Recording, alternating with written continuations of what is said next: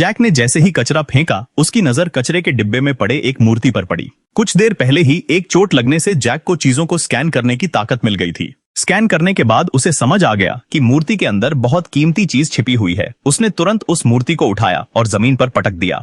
हैरानी की बात यह थी कि मूर्ति के अंदर एक मोहर, एक सील छिपी हुई थी। इस मोहर की कीमत जानने के लिए वह इसे एक प्राचीन वस्तुओं की दुकान पर ले गया।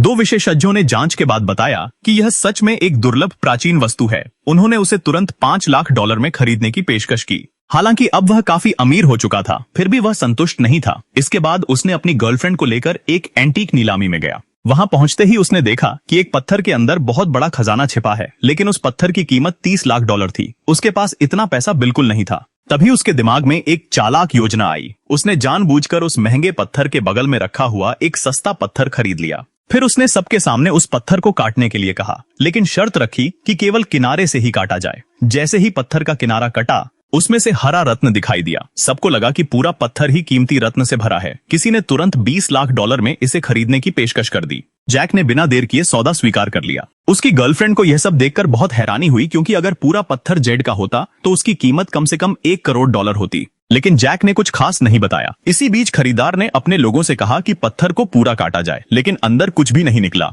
वह पूरी तरह से बेकार पत्थर साबित हुआ। तब जाकर उसकी गर्लफ्रेंड को समझ आया कि जैक ने ऐसा क्यों किया था। बाद में उसी कमाए हुए पैसों से जैक ने वह सबसे बड़ा और महंगा पत्थर खरीदा, लेकिन वहां मौजूद किसी को भी उस पर भरोसा नहीं था। इसके बाद जैक ने वह पत्थर कर्मचारियों को काटने के लिए दे दिया। जैसे ही पत्थर खुला, उसके अंदर से एक विशाल शाही हरे रंग का जेड रत्न निकला, जिसकी कीमत कम से कम $50 करोड़ थी। यह देख वहां मौजूद अमीर व्यापारी दंग रह गए।